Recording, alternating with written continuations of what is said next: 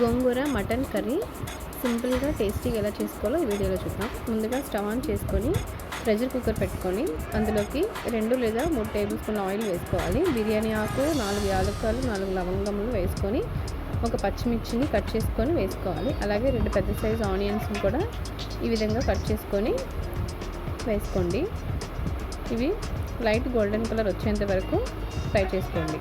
ఇవి ఫ్రై అయ్యేలోపు పక్కన మరొక ప్యాన్ పెట్టుకొని స్టవ్ ఆన్ చేసి అందులోకి 2 పచ్చిమిర్చి కట్ చేసుకొని అలాగే శుభ్రంగా కడిగిన గోంగూరను కూడా వేసుకొని 1 గ్లాసు నీళ్ళని తీసుకొని బాగా ఉడికించుకోవాలి.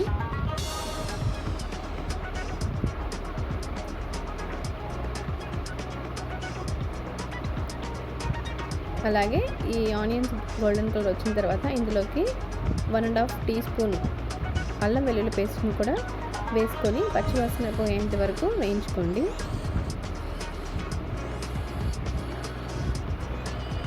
ఈ విధంగా కలుపుతూ వేయించుకోండి. అలాగే ఇందులోకి 1/2 టీ స్పూన్ పసుపు, 1 టీ స్పూన్ ఉప్పు, 1 టీ స్పూన్ కారం వేసుకొని బాగా ఫ్రై చేసుకోవాలి. కారం ఈ ఆయిల్లో బాగా వేగిన తర్వాత మంచి స్మెల్ వస్తుంది.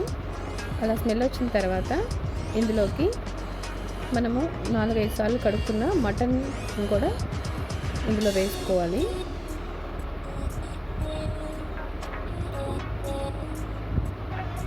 పక్క గోంగూర కూడా బాగా ఉడికిపోవాలి. ఈ మటన్ కూడా వేసుకున్న తర్వాత వీటికి బాగా ఉప్పు కారం పట్టేంత వరకు ఈ విధంగా కలుపుతూ ఫ్రై చేసుకోండి.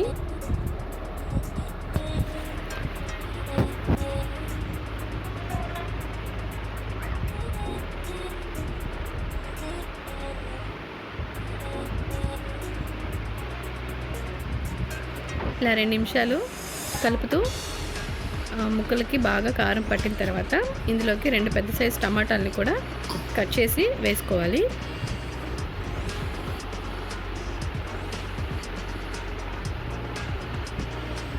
ఇవి టమాటాలు వేసిన తర్వాత 1 నిమిషం పాటు ఈ విధంగా మిక్స్ చేసుకొని ఇందులోకి 1/2 టేబుల్ స్పూన్ గరం మసాలా కూడా వేసుకోండి. మరొక నిమిషం పాటు ఈ విధంగా కలుపుకోవాలి.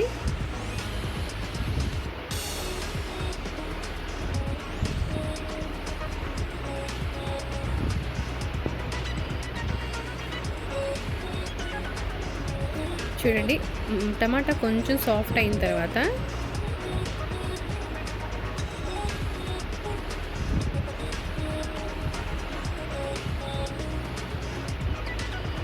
ఇందులోకి ఒక 2 గ్లాసులు నీళ్ళు వేసుకోవాలి. నీళ్ళు వేసిన తర్వాత 1 నిమిషం ఈ విధంగా కలిపి ఉప్పు సరిపోయిందో లేదో చూసుకొని మీకు సరిపడా వేసుకోండి. ఇప్పుడు ప్రెషర్ కుక్కర్ మూత పెట్టి 4-5 విజిల్స్ వచ్చేంత వరకు ఉడికించుకోవాలి.